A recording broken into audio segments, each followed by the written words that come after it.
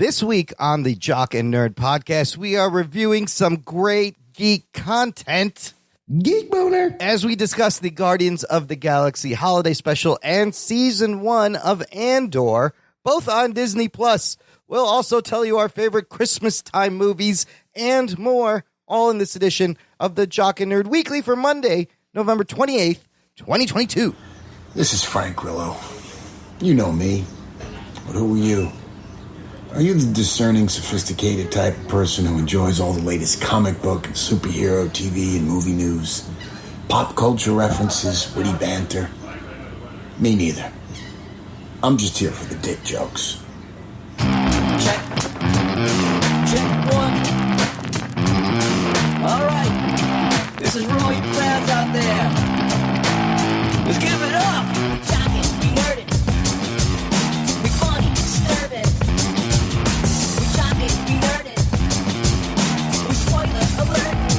Oh, yeah. What's up, listener? How's it going? Welcome to the Jock and Nerd podcast, where we give you comic book and superhero TV and movie news, reviews, and whatever we choose. Jock and Nerd. Perfectly timed. My name is Imran. My name's Anthony. He's the Jock. He's the nerd. And joining us is everyone's favorite holiday elf. It's Rug Boy. What's up, Rugs? Ho, ho, hoes. That's a lot of hoes you got over there. Just 3. We need a Rug Boy version of Elf on the Shelf. Can we do like Rugs on Jugs, where it's just a picture of, Oh, I like that a idea. picture of you on some I like bosoms? Erica Leniak's jugs, Yes, something like that. yes, a picture of Rug Boy sitting on top of Eric. Those just Elliott. enormous jugs You've heard with of- me on them. Oh Elf my on Shelf. god! This is Rugs on Jugs, Rugs on Mugs. I don't know what else rhymes with rugs, but I listened to your show last week without me, guys. yeah, we missed you. Welcome back, Anthony. Yeah. How was Thanks. Cabo, by the way? Warm. It was fun. It was warm. It was nice. I haven't put my body through the ringer like that in a long time, so I definitely needed a couple days there to just kind of get back to being even. I was definitely out of balance for a little bit there. I love it. I love it. The older you get, the longer it's going to take to recover. You start feeling Yeah. 100%. and you'll be like, whoa, what happened? I used to be able to bounce back. Welcome to the club. Thank you. Thank you. You're not He's quite. not excited about it Yeah. at all. Oh, He's no. not. Every day Anthony ages, an angel gets his wings or something. I'm get happy. It's keeping in the holiday theme. Anyways, we got holiday stuff to review and Star Wars, believe it or not. And we're going to get right to it right now. The Jock and Nerd podcast. Disney released another special presentation. We are going to be reviewing the Guardians of the Galaxy holiday special. Here's your spoiler alerts. Before we get started, does anyone want to get out? Prepare to be spoiled. And this, I believe, is like the official conclusion epilogue of Phase 4, whatever you want to call it. It is the end of Phase 4. Phase 5 starts next with Ant-Man. They filmed this while they're shooting Guardians of the Galaxy Volume 3, which I'm looking forward to. This thing right now on Rotten Tomatoes, it's at 90% with 42 reviews, 7.7 out of 10 average rating, 83% audience score.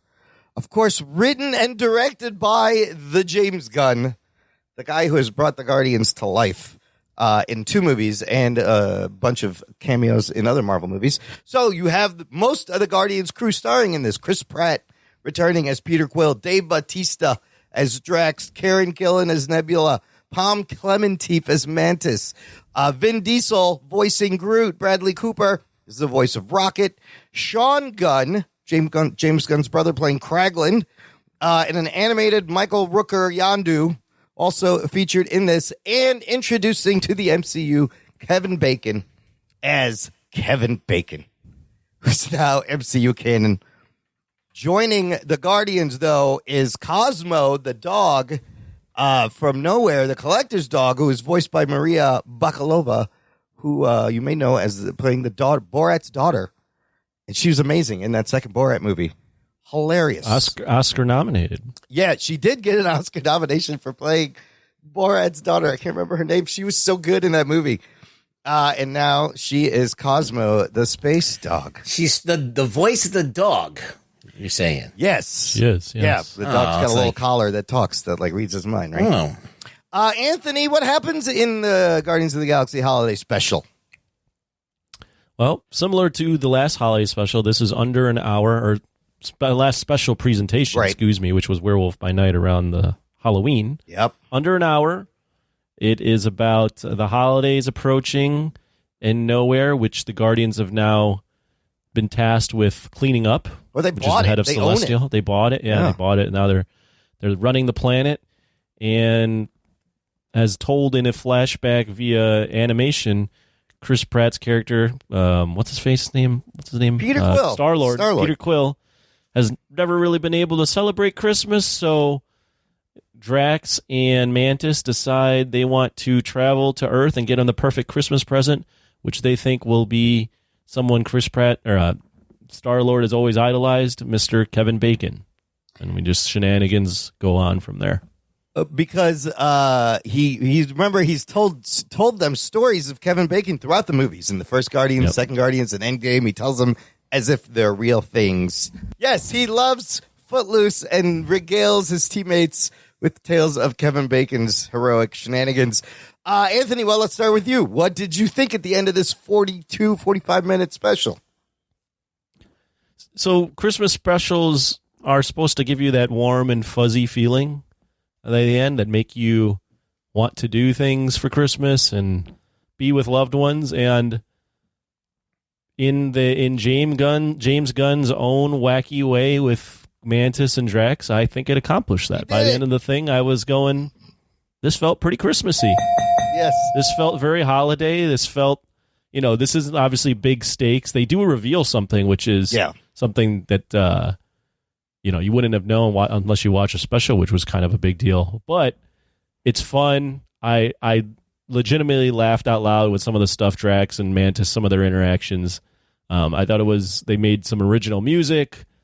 I think everything just kind of worked. The part where they reveal all the lights and stuff for Star-Lord's very charming. Oh my God, it's all it all just kind of worked. I think Marvel's again hit something here with these little 1 hour specials where they're just doing fun stuff and they're not tasked with creating an entire series for Disney Plus. They're just tasked with making something short, simple, palatable, and it works. I really enjoyed it. Nice. Ruds, what'd you think? I feel like it did what it's supposed to do. It's a Christmas movie. You watch it, you get the little Christmas cheer. You have a little fun. You laugh. There's some good jokes in there. I like the music. I thought that was all well done. You got Kevin Bacon, being in on the joke. And it's pretty funny, like what they put him through and all that other stuff. But at the end of the day, is this something that you would repeat watch? I watched it twice. Oh, you did? I watched it. I didn't watch it twice, but I went back and watched some of the jokes. Okay. I think, I'm just going to put this out there right now. I fucking loved it. I really enjoyed this. This is it's a great throwback to like the 80s Christmas specials. I love a good Christmas special. I will watch this every Christmas. You can watch it with all the other stop motion and Home Alone. You're going to watch this every Christmas? I would watch this every Christmas. It got me in the feels. It's very heartwarming. It's charming, delightful. The chemistry between Mantis and Drax is so good, and they really gave Mantis some good stuff to do. She was always kind of a side character, but you see her kind of kick ass. You see her climb around walls and be all fucking fast. And she's great. And those two together, when they go to Hollywood, there's so many great things in this that you guys already mentioned. I want to dive into the music and everything. I thought they nailed it. It's pitch perfect. It has a little bit of everything you want in the perfect Christmas special. Starting with that opening flashback animation that was that rotoscope style, right, Ruggs? Which is very reminiscent of like the 70s and 80s, like Ralph Bakshi stuff. That's right. Like American Pop and shit like that. Yeah. There's a whole Lord of the Rings movie like that, and I love that because that reminded me of like the 80s cartoon Christmas specials. And then even the opening and the Marvel logo, you see panels of Christmas comic book stories from Marvel. They replaced the regular comic art with Christmas stories. That was great. But yeah, the two big things we learned is that they bought Nowhere, the head of the Celestial, from the Collector. Yep. So I guess he survived. So this is their base of operations. And it looks like they've got responsibilities. Like Peter Quill is like signing forms and they're exporting something. So this is going to be huge moving forward. And then the fact that Mantis reveals she is indeed Peter's half sister, I guess. Ego's her father half too. sister. Yeah. Well, how did that come about? He just said it. Yeah. Well, she just that's why she feels like she needs to get him a gift because she feels she's his sister. She doesn't want to tell him he's his sister, but she feels that sort of responsibility. So she's known this whole time. She's known, yeah, but she hasn't told anybody. Weren't there hints in the last movie, maybe when they were going around talking about him dropping seeds everywhere? Yeah, he's banged a lot of bitches. Yeah, he's got babies all over the place. But just the fact that Peter, like, he's sad because of Gamora. He has no family. And we find out, Yondu doesn't completely ruin Christmas because he tells them the rest of that story, which is also touching. And then that moment, like you said, when he turns all the lights on and they've gone and they decorate the whole place, like that set looked great. It reminded me of like when I was a kid, our father would take us to the nice part of our where we lived to go through see the Christmas lights. And people would drive by and these are these elaborate fucking crazy lights. And we do it every year growing up. For some reason, my sister and I, we grew up Muslim, but we love Christmas shit. I don't know how you can explain this. It's just a wonderful feeling. I love the spirit. So it hit me in the right place. But let's talk about some of the jokes. Some of the best stuff's got to be when they first get to Hollywood, and even before that. Yeah. Oh yes, when they're talking on the thing, and she's talking about their secret, and he's like, "Is it because you ate all the Zarg nuts in the commissary?" And then she goes into it, and he's like. She's like, should I tell him? He's like, I'm talking about the Zarg nuts. She's like, stop talking about the Zarg nuts. So you're the only one that cares about that.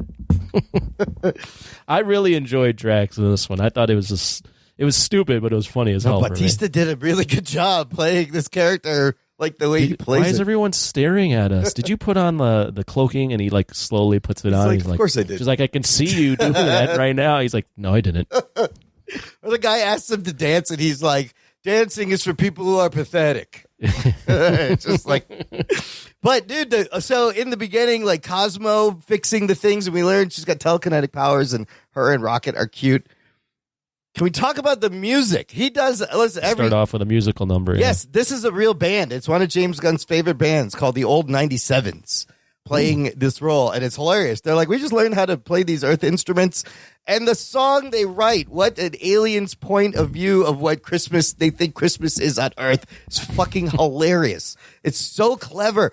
And just shout out I don't remember the lyrics, but I enjoyed it. He calls like Santa creepy, and there's a lot of like deep cuts to other. They have like fire like shooting out of the sleigh or something like that, right? Yeah. And Peter's like, no, that's not true. But shout out to him for this soundtrack that features an eclectic group of Christmas songs. You won't find like one traditional Christmas song in here. And I thought it was a great song. I didn't know that there's a Smashing Pumpkins Christmas song. Did you hear that? Oh, yeah. They play on the radio all the time. I didn't. I was like, is that fucking Billy Corgan? And then this dude, Julian Casablancas, covers the Christmas song. Yeah, from The Strokes. That's who he is. Julian Casablanca from The Strokes covers the Horatio Sands. I Wish It Was Christmas. I Wish It Was Christmas from Saturday Night Live. They would play on those shitty little instruments, and he does a whole. I was like, is this the SNL song? It's amazing. And then you get even Kevin Bacon. He has a band, the Bacon Brothers, but he jumps in and sings a Christmas song. I love the soundtrack. It works so well. Yeah, it was packed with music. Which is good. Yeah, I thought it was very clever, especially the amount of, they had to create a little funny ass song for it, and I enjoyed that opening bit. It just sets the tone right away of this is like a goofy Christmas special. Yeah, but it's like something so familiar and comforting too at the same time. And I'm like, yeah, it feels like a song you've already heard, even though it's not. Well, the whole special is something that I'm like, this is all very comfortable. And familiar the way I agree. That's a good way to put it. So I love when they land in Hollywood and people they get to Times Square and she thinks it's Steve. Times Square. Is it Times Square? No, it's Los Angeles. Shit, it's Hollywood. It's Rodeo Drive. Man's Chinese Hollywood Theater. Boulevard. Yeah, Hollywood Boulevard Chinese Theater. And she sees the guy dressed as Captain America. She's like, Steve, and jumps at him. And then they just get paid money as people want to take pictures of him. And there's a dude as a GoBot, Psykill, and Drax gets mad at Mantis like a GoBot killed his cousin. Everybody calm down. Meaning our GoBots fucking canon in the MCU? Are there actual GoBots flying around? Didn't Marvel do GoBot comics? I think they did. They did Transformers, definitely. Do you know what the GoBots are, Anthony? Oh, I don't. What are the GoBots? So back in the day, you had the Transformers, which was your big high-end Transformer property, big franchise, and then everything had a knockoff, right? So the GoBots were like the second-tier version of Transformers. They also had a cartoon. They weren't as expensive or as articulate, but Leader 1 was the leader, and he was a jet, and Psykill was a motorcycle, and he was the leader of the bad guys. You remember GoBots, right, Ruggs? Did you like GoBots? I think GoBots were a comic in. Oh, actually, no. They would. Are they canon or not? I'm trying to figure this out. I'm looking on the internet. And it only says the one credit for GoBots in Marvel is this special. So. Oh, so maybe not. Did you have any GoBots growing up? Oh, I had a shitload of GoBots. GoBots are fucking great. I had Transformers. I had all that shit. I had all that. I had Robotech. I got it all. Micronauts. I had all the fucking. I had it all. See, I was buying toys all the time. When I grew up, that's how you could tell like what kind of economic class your friend was from, is if they had Transformers or GoBots. If they had both, that was super fancy. Well, the thing is the GoBots are easier to come by, and they were smaller, and you can get more of them. Yeah. Because they were like Transformers, you had to drop like $50 for one. Like they were die cast, they were legit, they were big, and the GoBots were smaller. It was like much like a third of the size. So you could and they were cheap because they were made in America, I guess. So yeah, they never got the respect they deserved until now. Thanks, James Gunn. I don't know why. No, the Transformers are way cooler. They were way cooler. Yeah, they were way cool. Love the GoBot mention. How about the whole club scene where they're getting drunk? That's hilarious. Do I remember that? I don't know. You remember they're taking shots? Yeah, well, that was the line where she says dancing is for people that are pathetic. I think I was looking at my phone during that part. They get drunk and they end up outside, slumped over, and that's when they figure out that they can buy the star maps and get to Kevin Bacon's house. Well, that's when she uses her powers on the woman and takes her money. She uses her powers a lot. She has some fucking intimidating. This is a great power set, right? Not only can she kick ass and climb walls, but she can just tell people to do whatever she wants them to. Like, that's dangerous. That is powerful. Yeah. I thought she just made people sleep. It never even occurred to me that she could just say anything. She's basically a Purple Man. With antenna. Yeah. No. The Kevin Bacon abduction, also hilarious. Well, when she's like, you think you could throw me? And he just tosses her over. She's like, what are you doing? And then she's like, I didn't say it. And he's like, toss you over, not toss you over, make up your mind. No, but when they beefed, he picks up the little elf and she's got a candy cane and they're leaving. And he's like, oh, wait, I have to go get my little elf man. Little green man. Little green man. She goes, what's more important, Peter Quill's happiness or a little green man? He goes, the delivery on that where he's like, he thinks about it for a second. He goes, he says it under his, he's like, little green man. She's like, no. He's like, why do you get to keep your thin, swervely man? She goes, you think this is a man? The candy canes is all like, this is so funny. And then the cops show up, right? And they just kind of fuck him up. Non-lethally. No, they're shooting at Rex, and he's like, "Oh man, that tickles! Stop it. Oh my god, so great!" I think he's like, "I'm gonna shit my pants" or something. I love it. He flips the cop car. He's just laughing his ass off like a little kid. But she's like, "You can't kill people," and she takes him out. All non-lethal. It's pretty good. So some other weird shit. They get Kevin Bacon. And they thought he was an actual hero, real person, real hero. Yeah, and this take that the show had, these characters have on actors is hilarious. Apparently, all of the Guardians think actors are repulsive and disgusting, which I find hilarious. As actors, they get to say these lines. Yeah, I mean it's a little in meta joke. And then even later, you have Nebula going, "Oh, I guess all actors aren't all pieces of shit." It's great. And is that the one major curse in the whole thing? Yeah, they did say they get away with a shit. They did get away with one shit. She said it at the end. She says it? Yeah, Nebula. Yeah. But then Mantis makes Kevin Bacon be a hero, and then he name drops Batman. He's like, I'll be Batman. He's like, no, I'm Bruce Wayne. I was like, what the fuck? Okay. They love But first he starts talking like a British accent, right? Yes. He's like, I'm a World War II commander. She's like, no. She's like, how do you want me to do this? She says something like, just do Kevin Bacon, but one that doesn't suck. Yeah. So good. And then and then the whole reveal of having him in the box. Well, they do the nice, like the charming Christmas stuff. You know, you see him. They call out Star-Lord. He walks around. They do like the reveal of the lights and all the decorations and all that stuff. And you get in the Christmas feel, and then the present, and then you see that it's a box. Like there's a human being in the box. It's Kevin Bacon. And I do love how Kevin Bacon runs, but then he's talking to Kraglin, and he realizes, he needs to help Peter make his Christmas better. But I do love when he goes, instead of talking raccoon, Rocket's like, I'm gonna kill you. And because at first he's like, everybody, we're not going to hurt you. And then he just fucking lunges at him.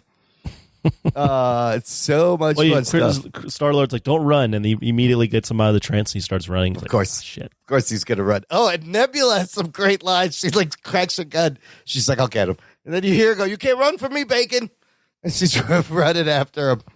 Kevin Bacon, I thought was great. He was a lot of fun in this. Is that him really doing the music number at the end? Yeah, he is in a band called the Bacon Brothers with his brother, so he does sing. Okay, I know he sings, so that is him singing, and also that was he's been singing forever. Yeah, got it. And that was his wife on the phone, Kara Sedgwick, like his real wife that he's talking to. Okay, got it.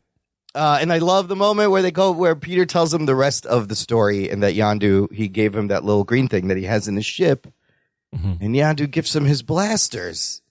So you're forgetting too that Mantis reveals that she's his sister, and he's like, oh, that's the best present. They do like the whole I don't know, Christmas heart in your feels type stuff where they hug and they love each other. It's so heartfelt. I don't know why she was scared to tell him.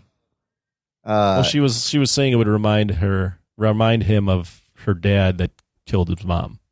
That is true. Yeah, a lot of bad blood. What about the presents everyone gets? This is some great little fucking Easter eggs here. What was the presents again? So, I forgot that part. Nebula gave Rocket fucking Bucky's arm. Bucky's arm, yeah. How did the fuck she get that? That was great. And then Groot makes these dioramas. Those are great. Of everything that's happened and gives them to people, right? So he gives one to Drax of Drax flipping a police car. I don't know how he knew any of this shit happened, but he clearly did. Groot. He's Groot. My favorite is Kraglin's, because Kraglin's diorama is a diorama of Kraglin getting a diorama of Kraglin getting a diorama. That was like an infinity that was amazing. diorama. I was like, oh my God, it just goes on and on forever.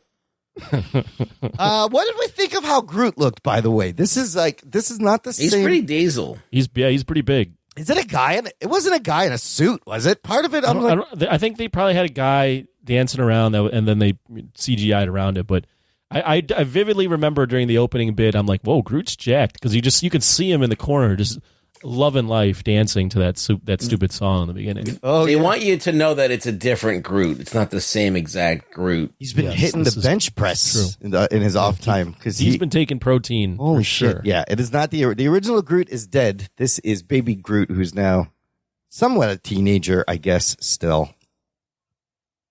And then there is a post-credit scene that's kind of cute. Which one was that one? So Groot is standing there with all the lights on and his arms out, and then he just drops his arms and everything falls. And they're decorating Groot. Yeah, and Rocket's like, well, now we got to do another holiday special. I love Cosmo, though. Cosmo is such a cute dog.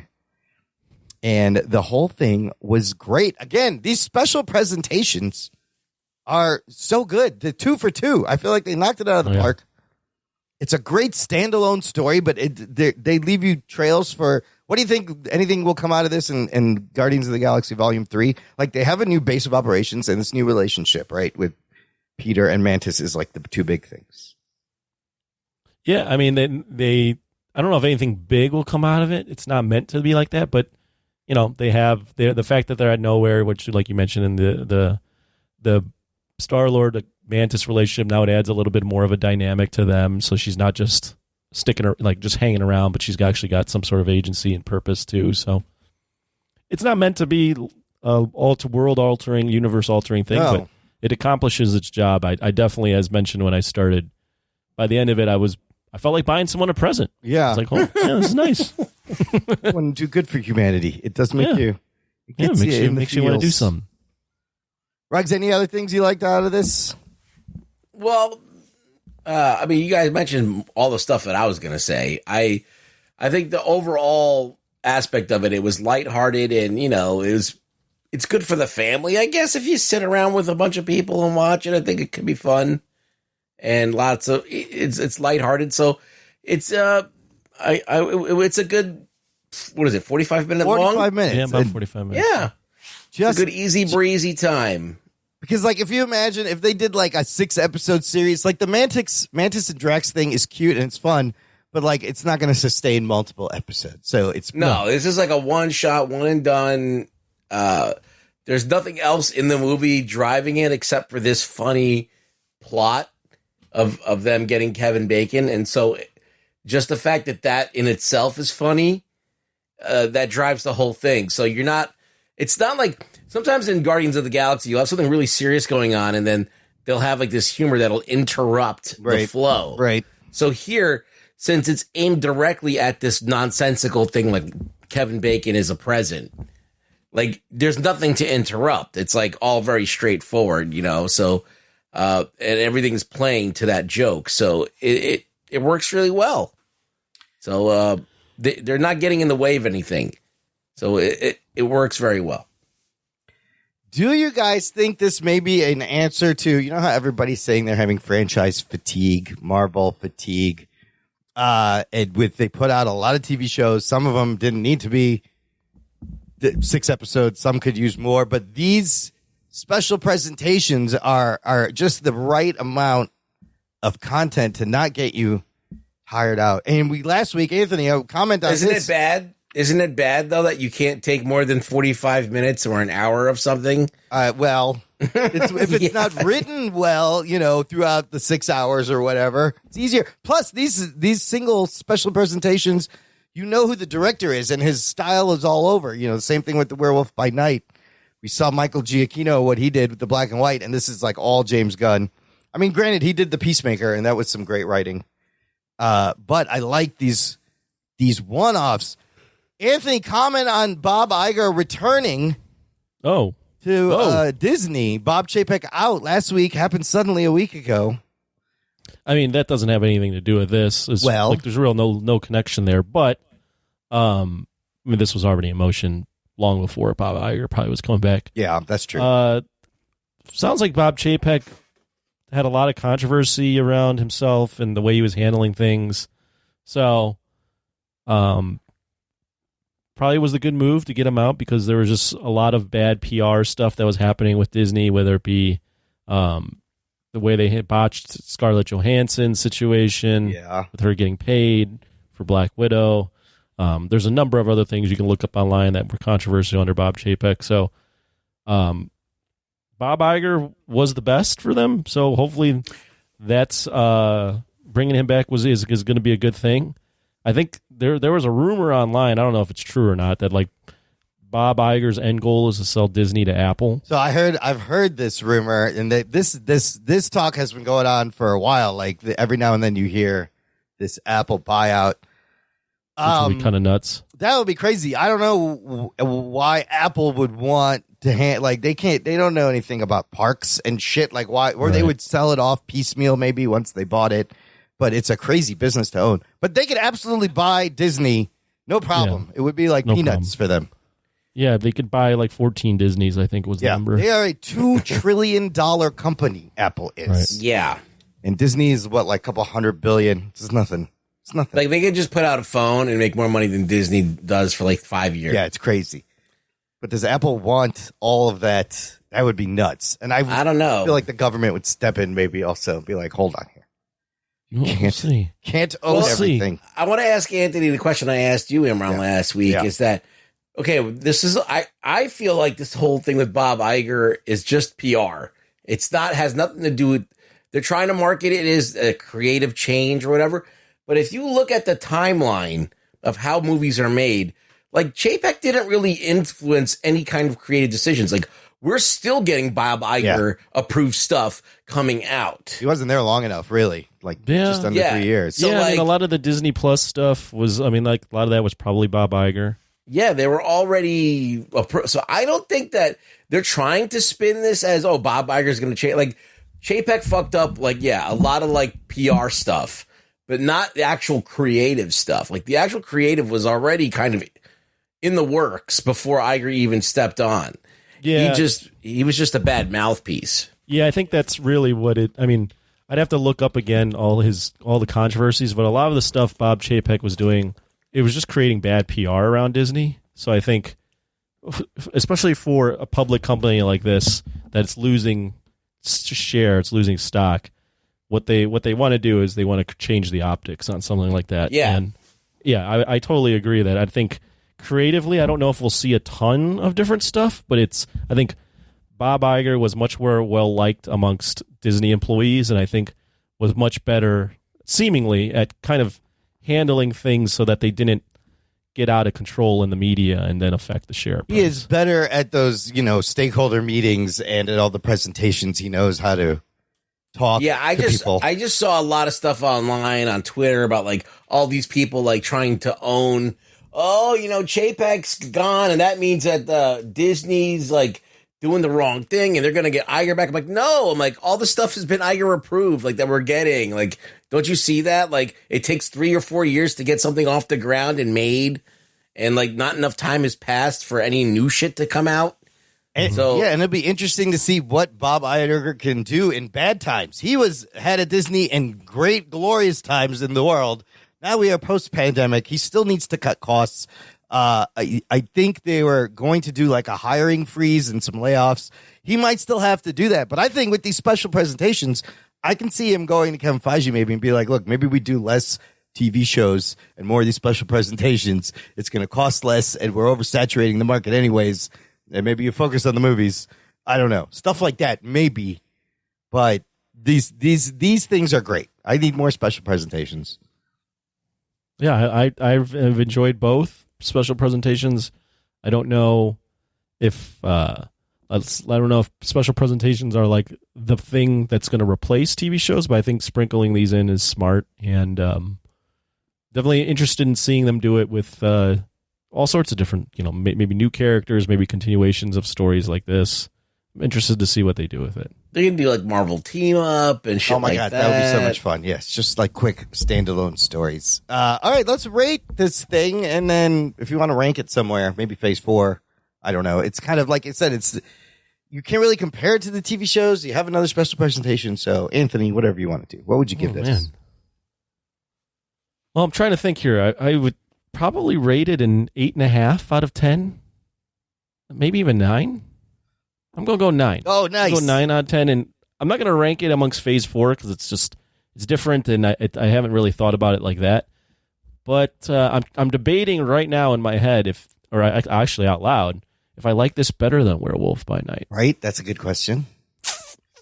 I think I had a more warm feeling coming out of it. I'm gonna have them tied. I don't know if I like either better. I like both almost equal because this one's much more intended to be warm and funny. Yeah. And Werewolf by Night is intended to kind of throw you back to that, those Universal Monsters type feel, and it did that. So like they both have accomplished exactly what they wanted. Yep. And so in that sense, I rate them both the same.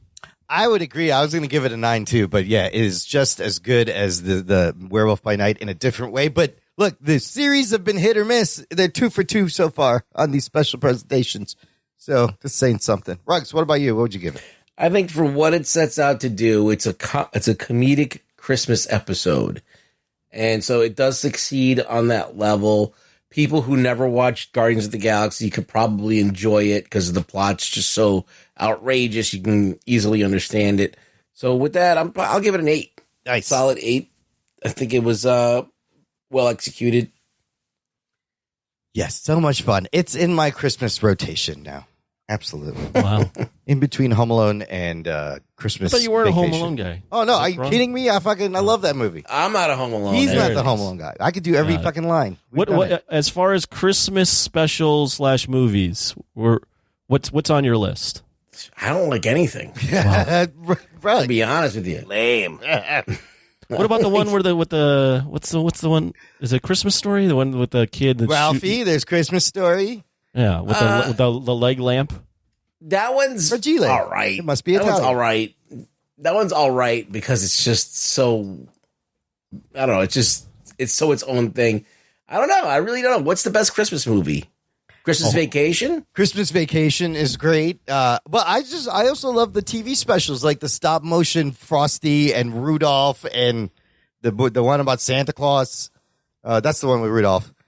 Those are always fun to watch whenever they're on. I love. I mean, Home Alone's my all-time favorite. That's the best. I mean, if you're looking at here, you want to know a Rotten Tomatoes top 10? Okay. Some of these I've never heard of. So, so I like Scrooged. Scrooge is great too. Meet Me in St. Louis from 1994. I don't know. 1944. I don't know what that is. Okay. The Shop Around the Corner. That's 1940. Miracle on 34th Street. The original one from the 40s or 50s or whatever. That's fine. Yeah. I don't know what Tangerine is either. Claus from 2019. That's an animated movie. Nightmare Before Christmas. The animated that's film, a good one. Little Women. That's not a Christmas movie. Die Hard. Die Hard is absolutely a Christmas movie. Yes. Argue this all day. Krampus, anyone? Christmas Story. I'm just picking and choosing. Edward Scissorhands. Would you consider that a Christmas movie? Yeah, that's kind of a Christmas movie. Batman Gremlins? Returns? Gremlins is a Christmas movie, yes, because he gets it for Christmas. That's right. Batman Returns. Yeah, it is a Christmas. Batman Returns is a good one. I would watch that. These are all Bad great. Santa. Bad Santa is a fantastic Okay, that's one. a good Christmas Yeah, movie. yeah. No, you know what my favorite Christmas movie is? I'll tell you right now. Yeah. All right, let's hear it. It's Elf. Oh, Elf is fantastic how can we too. not? How can we Yes. forget about saying Elf? Santa. Yeah, Elf is fucking great. I know him. Elf is fantastic. It will be a classic. But I mean, Charlie Brown Christmas. that one's also good. I love the Charlie Brown music. I think this Guardians, it's up there somewhere. It makes it in. Can you believe the guy who directed Iron Man directed Elf? Right? Yes. Oh my It's God. amazing. Hey, look, what does EW say? The 20 best Christmas movies ever.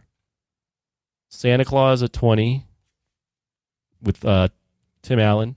Oh, Gremlins. yes. That's like the first one's Oh, what good. about good. Jingle All the Way? With the Sinbad Which one was and it? Arnold It's got its Schwarzenegger. charm. Turbo It's Man. Arnold's in it, so Yeah, Turbo Man. All right, let me read the 20 real Okay. quick. 18 National Lampoon's Christmas Vacation. Right, that's got to be in there. Scrooged with Bill Yep, Murray. Yeah. Definitely a good one. They got Die Hard at 16. Yeah. Miracle on 34th Street from the 47. I don't know if I've seen that one. It's been a while. I've seen it, but it's been a while. It's Yeah, sweet. A White Christmas. Bing Crosby. Yeah, lots of music in that one. A lot of dancing. Nightmare Before Christmas Yeah. at 13. Trading Places Oh, I with forgot Eddie about Murphy at Trading 83. Places. That's a good Dan Aykroyd. That's a good one. Home Alone 1990 11. At 11. And Rudolph the Red-Nosed Reindeer from Yes. 64. That's the one. Ranking in best stop motion. Number 9, The Year Without Santa Claus. Santa played by Mickey Rooney. Oh, Jesus. 8, The Muppet Christmas Carol. Oh, that's good. That's a fun one. 2003, Bad Santa is 7. Love Actually at number 6. You know what? I've never seen this movie. Everyone loves this fucking movie. I don't know why. Romance. Yeah. How the Grinch Stole Christmas from 1966 The at Chuck number 5. Jones TV version. Yes, Yes. it's fantastic. Elf at number 4. Oh, at 4. A Charlie Brown Christmas at number 3. Ooh. A Christmas Story at number 2. Uh-huh. And It's a Wonderful Life at number 1. It's a Wonderful Life will be up there. It's a long movie and it's kind of depressing. But half of it. Ruggs doesn't watch so you don't throw on any Christmas movies during Christmas. I'll watch Elf. I'll Elf. watch Scrooged. I'll watch Christmas National Lampoon. Vacation. I've seen A Christmas Story 1,000 times, so like I know that by heart. Like I don't need to ever watch it. You want to again. watch the new one where he comes back and he's all I've already old? seen that. I've already Is it seen good? that. Any good? That's fine. Yeah. What about the Star Wars one? Wasn't there a Star Wars? No, Christmas? no interest well, in that's that. the holiday special that that inspired this one, and Right. that also had animation and live action, but it was very goofy and weird. And Chewbacca's family was there, and you can probably watch it on YouTube with all the tracking on the VHS tape. I'll miss. So Die Hard, Christmas movie or not? absolutely, 100% Christmas. Really? Yes. Does it have presents? It's during Christmas. It Does it just have happens Santa? to be during Christmas. Yeah, that counts. Does it? I think it counts. Makes you appreciate your loved ones. Iron Man 3 is also a Christmas movie. Yeah, I guess, but that's just Shane Black likes to do movies at Christmas. Kiss Kiss Bang Bang. I think Yeah, is it's also. all Christmas. Oh, isn't Lethal Weapon during Christmas? Yeah, right. They Yeah. fight in the front yard with Gary Busey around Oh, that's right.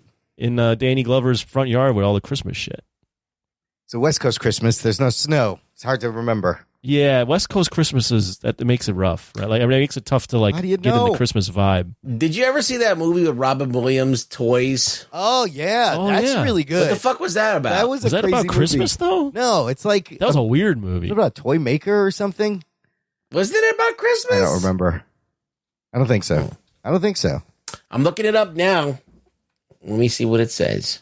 I don't know if you could do a whole show around Christmas movies because I'm not that passionate about it, but you could definitely have fun ranking. You could do a whole show around Hallmark Christmas movies. There's thousands of them. Oh, God. No. Yeah, this guy gets a toy making company, and they're going to make war toys, but he stops them. Oh, so it's not. It's not so about it's just Christmas. toys for war. It's not about Christmas. Yeah, but it's a toy maker and a toy making company. Oh. I would watch Barry Levinson. I'd watch that again. Anyways, we're done with our Christmas talk. Merry Done with Christmas. Christmas? We're done with Christmas. I mean, you're Muslim, so you've probably been offended this entire time. No, I told you. I listen to like holiday jazz, Christmas music at work. It's very confusing to people. What do you, well, you're not really a practicing Muslim, but do you celebrate Christmas or do you just do your own thing? Well, that's the thing is like our equivalent to Christmas is like the end of Ramadan, right? That's the big holiday, but it shifts on the calendar every year. So once every like 30 years, it'll land in the same time as Christmas and Hanukkah. So, Gotcha. Okay. The Catholic or the Christian Christmas is supposed to be you're celebrating the birth of the Messiah, right? Right, the Correct. Immaculate Conception birth. Right. You're celebrating that it's Miracle. that is a miracle, and that it's like a signal to everyone that we should rejoice and show love to your family, whatever. Sure. Right. So, is there anything I'm not saying close to that in the Muslim religion? Is there anything like anything like that? Like where that's the focus of the holiday?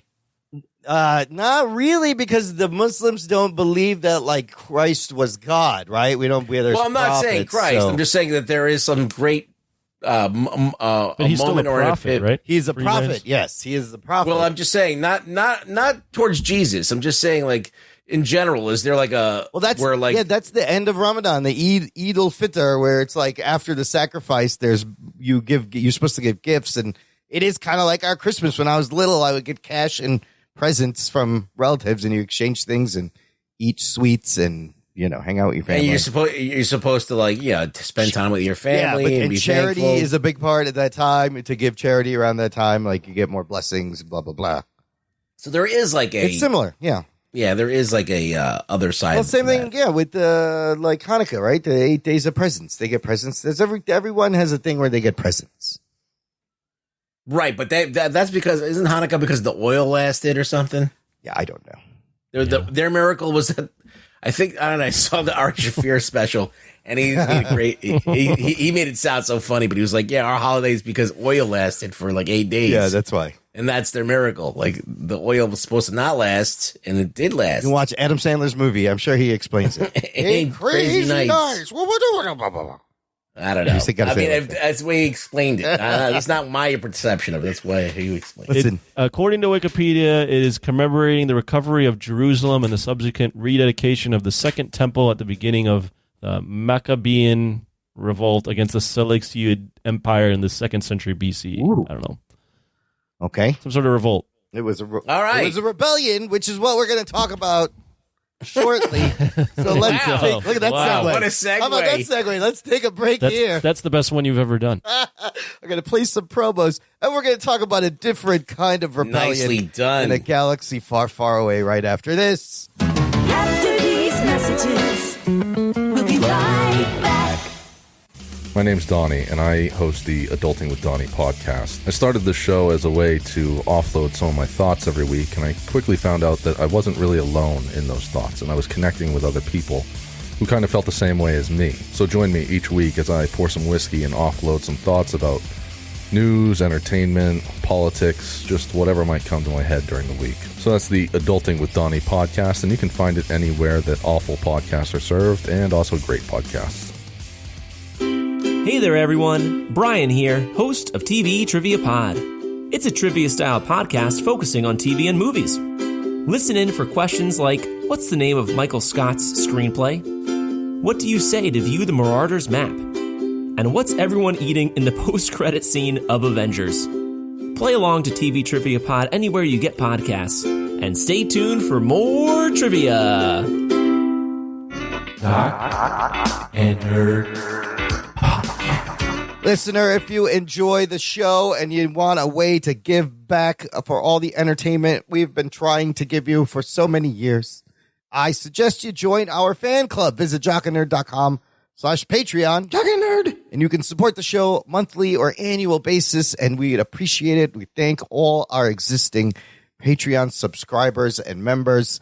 Helps a lot. Definitely keeps the show coming out every week. But when you sign up, you get stuff like an exclusive podcast feed where the shows come out early. There's bonus content. I mentioned this last week. I'll mention it again now that you're here. Anthony, I enjoyed your Marvel Phase 4 retrospective bonus content. Oh, yeah, I listened to that. Oh, it was yeah? good. What'd you think? Right? Oh, wow. Very thorough. I was all mostly off the top of my head, too. That's crazy. Yeah. That's very impressive. Even though you couldn't remember names here or there. It's fine. I was forgetting names. I was like, oh my God, I'm getting old. I used to be able to remember names like nothing. And now Yeah. I can't remember anything. Me neither. So That's why I need notes. Don't I feel need bad. show notes in front of me. I don't know what is happening or where I am. Names are bad for me now. But yes, very good. Listen, you'll only hear that if you sign up for our Patreon, and you get Discord benefits. We do monthly hangouts. We had one just past week on Thanksgiving Eve. It was lots of fun.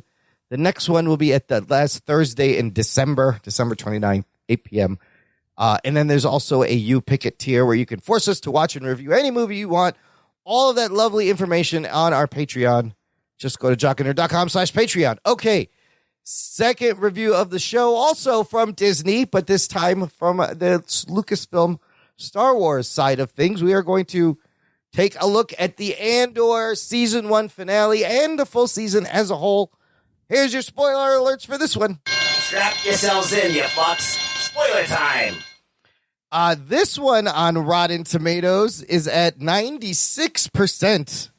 Wow. And 85% audience score.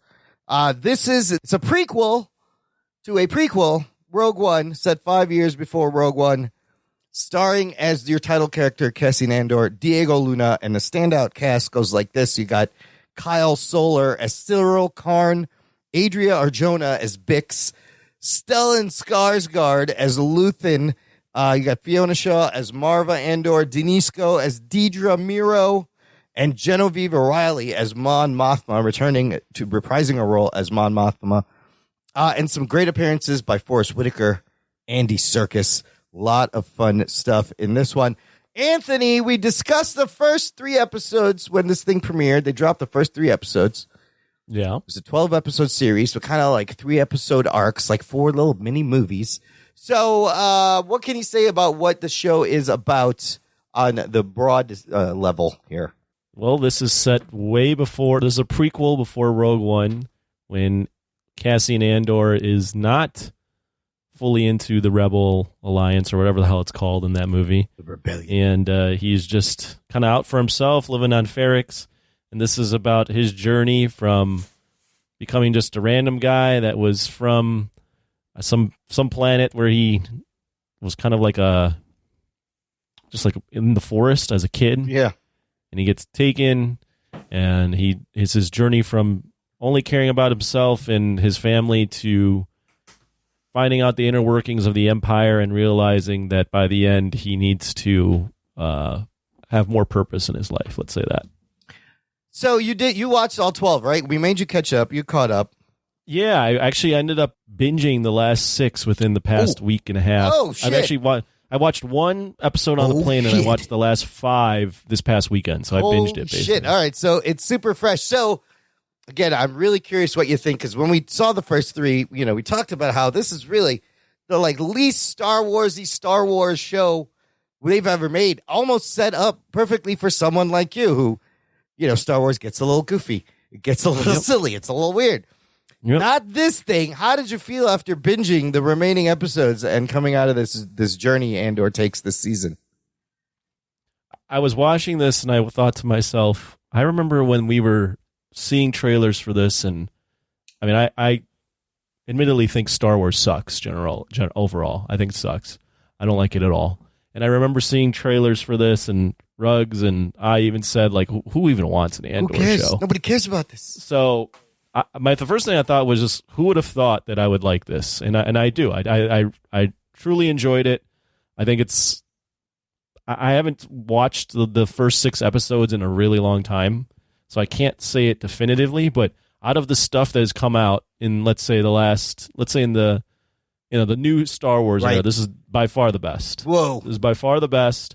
It almost felt like kind of like prestige TV. Yeah, and you're absolutely right. Like, you don't have to. What works about it? There's a lot of things that really work, but one of the things that works is you don't have to be a Star Wars fan to like this, and it really does away with the things in Star Wars that for me always took away from the story, which was these like childish aspects of things and these like goofball things that they would either write in or characters that were goofy. Like, this was very serious. It was done with a lot of, you can tell that I think Gilroy is the guy that Tony did this. Gilroy, yeah, who did. Tony Gilroy. Yeah. You can tell he very much cared about what he was doing, and it comes through. There's a lot of, everything is shot well, everything is written pretty well, everything's acted really well, and it's treated in a way that you just don't see very often with Star Wars. So I really liked it. I would say it was even a better experience for me getting to binge the last few episodes. Yeah. Because candidly, I forget what the hell happens in between Star Wars episodes because I just don't care. Yeah. So for me I was actually by the end like,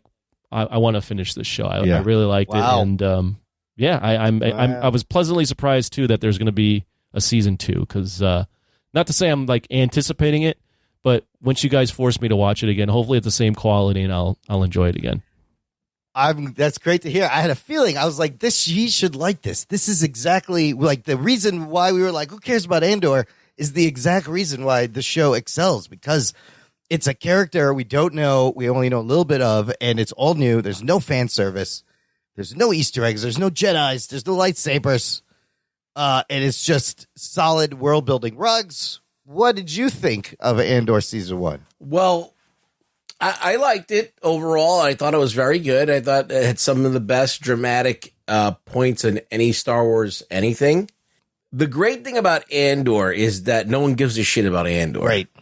Like, he really doesn't matter even in his own show, because it's overshadowed by what's actually happening. All right. You're getting to see how much of a stranglehold the Empire has, and how that they're just like moving their pieces around and getting their machine moving around in the area and doing what it needs to do, regardless of what people it harms or whatever. And that is very reminiscent of a totalitarian government that we've seen in our own backyard, and we've seen it in our own planet. So it's something we can all identify with. And since Andor is not a major character, since Andor doesn't really have any story to tell, really, you can just use him as the conduit to kind of start actually doing some world building and actually do some storytelling. Because what happens is you have these characters, now you're in fan service of the character, and now you got to you got to make him do the thing. Yep. You got to make him do that thing. Yep. And that's fine. All right, that's fine. But we've already seen a lot of this shit before, done better. It's good to just be able to see, all right, we're taking a character that nobody gives a shit about, no one likes, there's no skin in the game for them, there's no real anything for them to lose. There's no Skywalkers, which is what I was grateful for. Well, it's just they're interested in, for once, trying to make Star Wars make sense. Yeah. They're like, listen, you never really feel like, why are they evil? Yep. Why do they have to be stopped? Yep. And what exactly are they doing? You're thinking about a galactic empire, right? Like, this is like something that is so spread out, so organized, that galaxies and galaxies are being held down by this system. That's just amazing.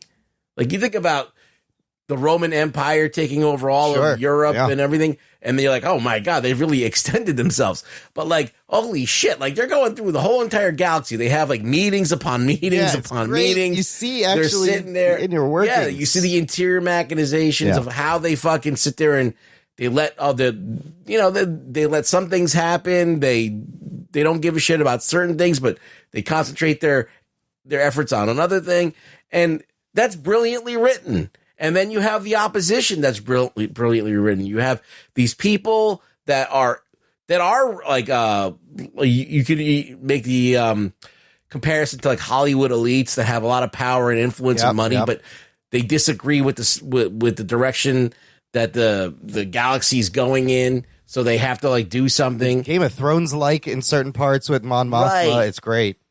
So there is a lot there to watch, and the positions they put Andor in is great.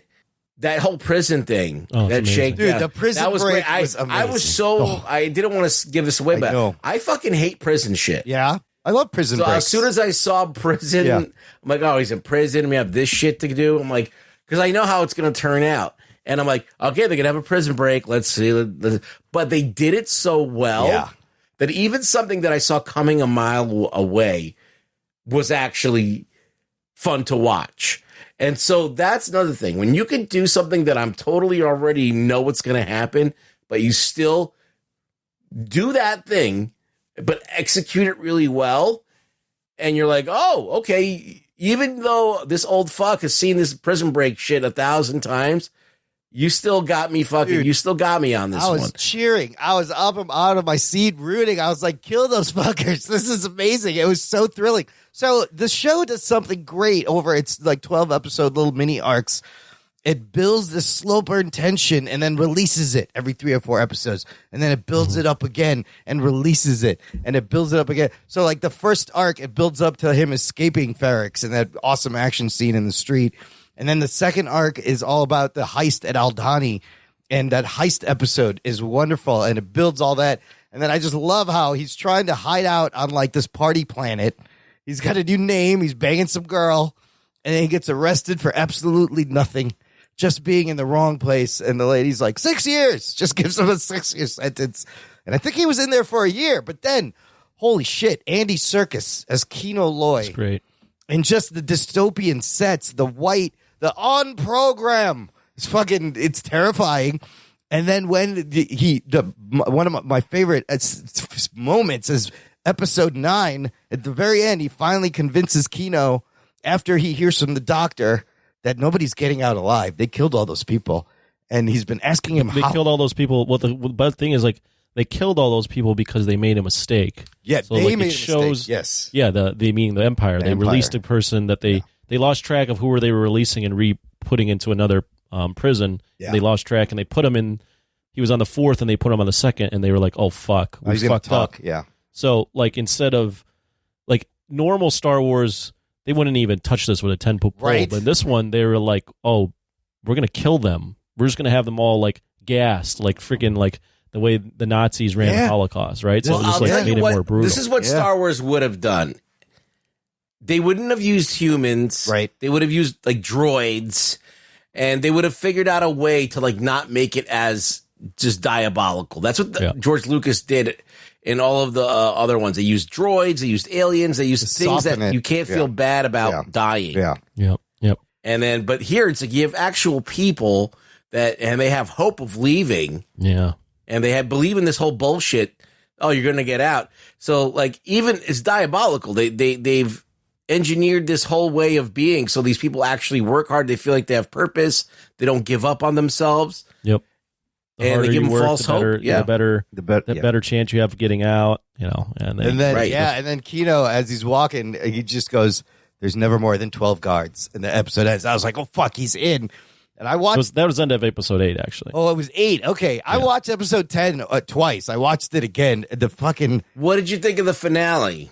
So the finale. Before you get to the finale, real quick, I mean that prison escape when Kino makes a speech and they're chanting "one way out." Yes, fucking felt like running through a wall. Yes, it was great part. when he goes, "Run, climb, kill." This is the best chance we're gonna have. I was like, "Fuck and yeah!" There's like one way out. And everyone's just like, one way out. They just fucking go. That's awesome. It's so great. And look at Andor. He went from being this selfish mercenary to he's leading a fucking prison break and he's like directing Kino. But what happened to him? He said he couldn't swim. We never see him jump off the thing. Is he dead? It was, sorry, you were right. One Way Out was episode 10, and Okay. episode 9 is when they figure out that they need to. Yeah, get the episode fuck out 10 of there. is the prison break. But what happens to Kino? What do you got? Like, he didn't. He's dead. He's dead. He's dead. It's so sad. They definitely play. They definitely show that even though they all escape, a lot of them are dead. A lot of them probably couldn't swim or make it up the mountain. Well, a lot of them died right away. Like once they started throwing shit. Like people die, and like these stormtroopers, these guards shoot and they don't miss. They hit, and nobody has any. Yeah, they actually seem scary for once. Yeah, and they get killed. I wrote this down. Then we can get to Ruggs' question because we left that hanging. I wrote this down. People die, which is huge. Yeah. It's going back to like the seriousness and why I think this really works is for the longest time. You know, as Ruggs said, the Empire. We were told they were bad, but we weren't really shown why they're bad. Yeah. We're just kind of like, oh, they're evil because, Palpatine or whatever, or Vader or Right. whatever. But this, like, they did a smart thing. They first off, they have torture. I mean, they're Yeah. torturing Bix with Yeah. the screams of dying children. Bix got fucked up. People are dying, and I think a really smart thing, and I wrote this down, was they really played down the stormtroopers. Yep. Which I think was smart because the stormtroopers are basically a joke, in my opinion. They look cool, but they always fucking die. And in this show, they had like real people with real faces that you could look at and go, oh, like that's the fucking face of evil. It's someone that looks like you or me that thinks they're on the right side of history when they're actually freaking evil as shit. And they're talking about gassing entire chambers of people in the prison, or whether it be that, or whether it be the guy on Aldhani talking about how inferior the people of Aldhani are and how they really can't think for themselves, or like them talking about how they're gonna like manipulate this march for this Marva's death, just as a rat trap, Give them what they want. Yeah. they're talking about these things, and you're like, this is just straight evil talk. But these people don't realize. These people on the Empire side don't even. They're so enamored into the cause of what they're doing that they don't even realize how fucking evil they are. And then within that, you have characters like Deidre Miro, the blonde ISB lady, and Cyril, the pathetic guy who got everybody killed, who had a kind of he's flirting. He has a crush on Deidre. Oh, he's real creepy. He is real creepy. But Deidre, he's like Robin Williams in that movie, like with the cameras. Oh my God! Was that not Insomnia? It was 1 hour photo. 1 hour photo. That's Yes, the vibe I got. Where this he's guy's stalking, real fucking creepy. stalking Deidre all the time, just so he like tries to flirt with her, and she's like, "Stop stalking me! What are you doing?" But Deidre Miro, on one hand, you got to admire this woman who has ambition, stands her ground, gets heard, rises in the ranks, and then I'm like, wait a minute, she's like a fucking fascist, evil person, but I'm kind of like rooting for her, but I don't want her to succeed. You respect her like work ethic, absolutely, because she gets the job done. But then you're going, oh wait, what the fuck kind of job is she doing? She's trying to kill all these people for no reason. Let's talk about the finale just so we can circle back on that and we can get into like individual stuff. What did you think of the finale, Anthony? I thought it was good. I Marva's speech at the end is another one of those like stand up and clap type moments where it's Fight the Empire, fight the Empire and all that, and you didn't realize like the Empire had no idea that this was going to happen. I like the chanting beforehand. Oh, and the whole marching. It set the tone. Yeah, the marching, the funeral march, the funeral bands was fucking great. That music. I enjoyed the finale. I will say that the finale for a show called Andor, he didn't really have a lot to do in the finale. He's just kind of hiding the entire time. A lot of them. Luthen was just standing around the whole time looking at things. He didn't really do much. But I enjoyed, it's not meant to be enjoyed, but I enjoyed that the fact that they handled a protest like that and they made it kind of feel real with police, just in this case the Empire, but police in real world just indiscriminately start shooting at people. Like this is supposed to be a funeral and everyone's getting shot, and you're kind of seeing the seeds. Felt meta. It felt real, and you're seeing what even like Luthen's plan kind of coming together in a weird sort of way, in that like for people to start rebelling against the Empire, they need to freaking unearth how evil the Empire really is, and in situations like this are what cause a revolution to start. Because when this series starts, all the alliance, although this is a point in history in Star Wars where all the rebel alliances they're not a rebel alliance. Not together. They're not an alliance at all. It's all these different factions that have different motives and different ways of going about it. So, like, you see this and you go, oh, these are the domino effect of what's going to happen. Yeah. Where we create a rebel alliance at some point. That kid makes that little fucking pipe bomb, right? And so you got to imagine this spark, people are going to hear about this around the galaxy, and more shit like this, they're going to start to lose control. And you saw, like, Saw Gerrera, he didn't want to get involved. He's got different philosophy. Luthen's trying to talk him in. Luthen's kind of the guy who's going to bring everyone together, and he's hardcore. But the finale, to me, look, I love that. I love that Cassian got to see Marva one last time. She dies when he's not there. Him finding out, he did a great job. And then at the end, Cassian shows up to Luthen. He's like, kill me or take me in, because he was going to kill him. And then it just ends. It was kind of annoying how it ends just like every other episode. I kind of wish they had like an episode arc conclusion. They could have at least teased a little bit of what was happening instead of just stopping, dead stop. It was like a little underwhelming, especially after the prison break, that was and how that built up and exploded at the end. Yeah. And this kind of like, it built up to a certain degree, and it did kind of boil over with the riot and everything. But then Andor's story felt like that didn't really do much because he was hiding the most of the time. But now he has listened to Nemec's manifesto. He has a reason to be angry. He's led the prison break. So like his fucking journey from the beginning of the show to end of the show is quite amazing. But I do agree with Ruggs that it's a little underwhelming from an Andor standpoint, right? For the show to be in Andor, I think it hits the mark when it comes to the other characters in that final episode, or just Phoenix, or is it Phoenix?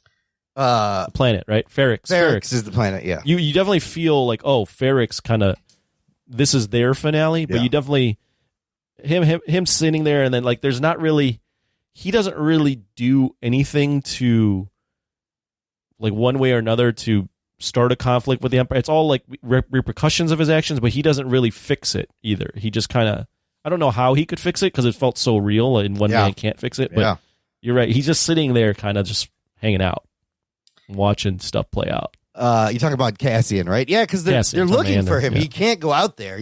They're looking for him, and Luthen's team wants to kill him. And Luthen's trying to kill him. They think he'll rat everyone out if he gets caught. Yeah, and now Luthen has this dude who's made it through everything and survived and still wants to be in the show the whole time. The way it reflects life and stuff that's happened in the real world is fantastic. The metaphors are fantastic.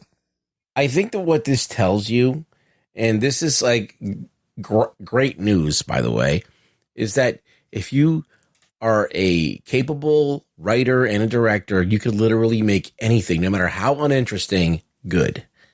And that's the thing that we have to understand. It's like anything, as stupid as it sounds, you put it in the right hands of the right person, it could be good. You could take the dumbest thing and it would be great. So like Andor, all right, this character that was kind of like nondescript and not really impressive. I mean, in his own movie, in the I don't really Rogue remember One. A lot. He got the plans. Yeah. I don't remember. I don't remember him at all in Rogue One. Yeah, I don't remember. All he did was he had the cool robot. Like he was overshadowed by his cool robot. That's right, K2SO. Yeah. So with Alan Tudyk voicing. I can't wait till he gets him in the next season. But so you have this character that's really nothing, and so it's just proof that anything can be done well. I don't like hearing that, oh, this is the best they could do. This is like when Marvel makes a movie or something and like, oh, this is what we get. Like, no, but you can get so much better. It's like Tony Gilroy's vision, right? This guy, his perspective. He's the guy that got hired to do kind of rewrites and reshoots for Rogue One. Yeah. I think he came in. He didn't direct Rogue One, but he came in and had to do the ending. He wrote Rogue One and Bourne Ultimatum. But look, how about the speaking of robots though, real quick? How about that? What is it? Droid B2 Emo. B2 Emo. Oh my god, I love this droid so much. I mean, the freaking point when he's with I don't know what that character's name was. Was it the big guy? Brasso. Brasso. Yeah. The part where Brasso's leaving after Marva dies, and he's like, "Can you stay with me for one night?" And it's just like, oh my god. Like, I know. Even they're like, they even treat the droids. He's got a stutter, but they even treat the droids not like jokes. No, and that point, where he does that, and then he broadcasts Marva, and then he gets flipped over, and you feel like he's going to die, and you're just like, this is great. Like they do everything.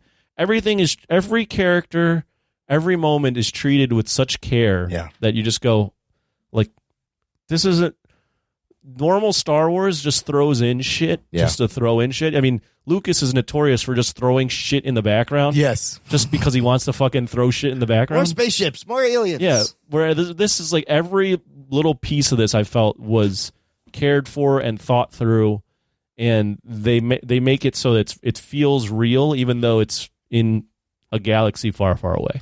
It's so grounded, but like you're right. They're talking about characters. Like Cassian was a great character, but he is surrounded by every character is like super interesting and has a very interesting story. Can we talk about fucking Luthen, who is fucking hardcore? He's a Jedi. You think so? He's wearing a he's wearing a cloak when he gives that monologue at the end of episode 10 about what have I sacrificed. I'll tell you what I sacrificed. And it's fucking badass. And he is and he's living a double life, very similar to Mon Mothma, who's got to pretend to be in the Senate, but also she's funding a rebellion. But even she was surprised at how brutal Luthen is, will sacrifice 30 men just so the Empire doesn't know they're onto him. He's like, it's all for the cause. And some of the greatest lines, like he wants the Empire mad and panicked. He goes, oppression breeds rebellion. We want them mad. This is exactly what I wanted. And he's what an amazing character. And to make that switch to the art dealer with the wig. Oh, I love it. Luthen was Stellan Skarsgård fucking killing it in this role. I know, you put him in a Marvel movie. He's a fucking buffoon. Oh, right? He's the doctor. Isn't he? What's his name? Selvig, which they underused him. But what do you think about Luthen, Anthony? What side was he too extreme? Do you see his point? I mean, Luthen's a hardline character that's seen some shit and is one of those that's willing to sacrifice people for the greater good. I mean, he willingly knows that this guy Krieger is going to get ambushed and slaughtered, and he's like, we got to do it because my contact in the Empire is worth more. And 30 I'm losing this contact, is worth more than these men, and he even tells Saw that. So I mean, Luthen's a very hardline character. I liked him. I mean, he's just what they do a really good job of is they show you all the kind of a lot of different perspectives on what the Rebel Alliance could be and what the dissenting opinions on how to get to where they need to go. Yeah. Traditional Star Wars would be like, no, we could save everyone. Right. And then there'll be some real heroic act. And then basically you won't feel the effects of sacrifices that need to be made for war to win. So like it always seems like a fairy tale when you're watching Star Wars. 100%. Star Wars is always just about good and evil. Luthen lives in between in the grays. I forget I think Saw Gerrera says it. He's like, I don't know. They're like, what do you call this? Yeah. And Saw is like, I call it war. Yes. This is war. Yes. Like this good. This is just this is just a byproduct of war. And yeah, you're absolutely right. Did they DH Forrest Whitaker? He looked pretty good. He looked young. I don't know. No, he's just black. Okay. Oh shit! Black don't crack, baby. It's true. No, Ruggs is absolutely right too. Like that, they would have done a scene where they would have had like I don't know what Lando Calrissian would have ridden in with the friggin' cavalry and saved everyone. Or like the Millennium Falcon would have pulled up out of nowhere with Han Solo's stepson, like or Han Solo's father riding in it or some shit like that, right? Like. It just and they'd be like yippee, it just I don't know why Star Wars it doesn't. This proves that Star Wars doesn't have to be fucking lame. No, they take it seriously and get some good like the writing, the dialogue. Oh my god, the lines. Like, I think that you could. The thing is like people are like people like humor. People like to have the weight of this could be oppressive, but I mean it's war, so it should be. Yeah. I don't know. When I was watching, what was that? 1917. 1917. Yeah. There was moments of levity, but for the most part, it was harrowing. Right? Like it's a war. It's a Star Wars. It is a war. So we finally get to see actual wars. No, It's just. I mean, I know people are sleeping on this. Unfortunately, it did have How is this? How are people sleeping? Because on this? Look, the best thing This is better than Mando. I'll tell you this. There's a lot of people. And these are the same people that like, I don't know, a lot of people who are like, this is not Star Wars. There's no fun in this. Where's the adventure? Where's the fantasy? they stripped it all, and they're these boring ass. This is very boring, and I don't need to watch this type of show for a war show. I can watch something else, and I understand that. But what Star Wars has been as of late, if we're talking about Book of Boba Fett, Right. Obi-Wan. Obi-Wan, it has been some really cringy shit. They've been doing some half-ass shit, and people have been talking about it like it's great. And the reality is, it's not that good. No. And the reality is that a lot of people are pumping up shit that is just mediocre at best. We got to raise our standards a little bit, and then this raises the bar quite considerably.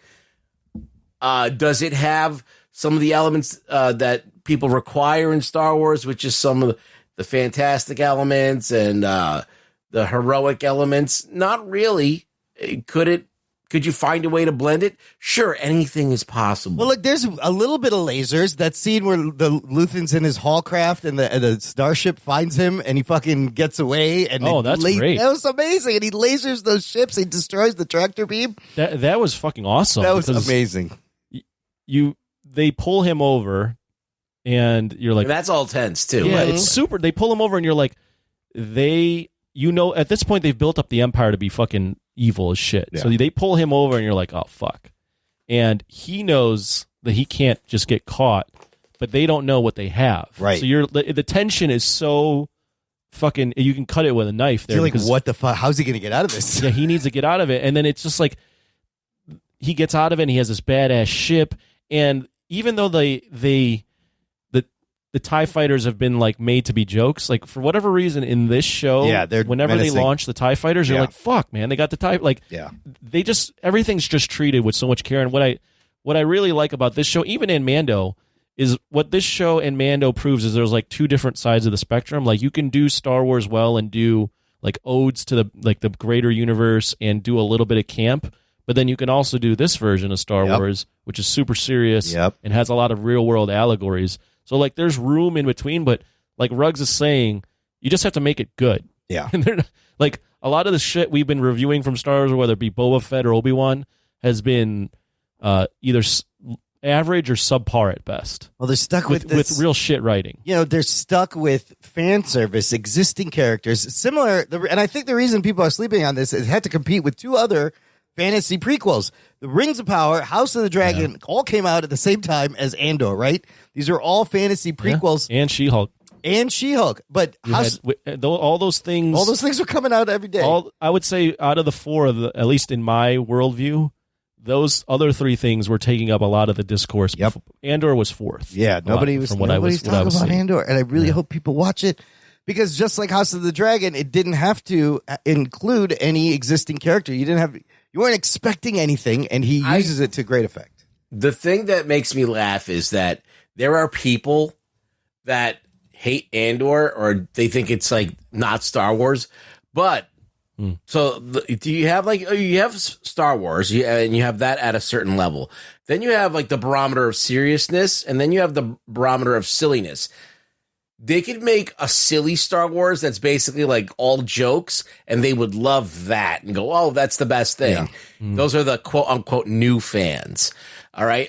Then you have people who are the old fans that don't want it either, that don't want serious Star Wars either.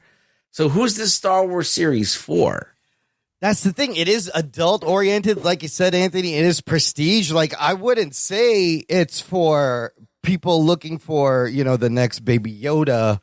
No, kind of thing. There ain't things you're coming out of this going, that's a toy. It's almost has a smaller audience within that Star Wars fandom because it is taking itself seriously.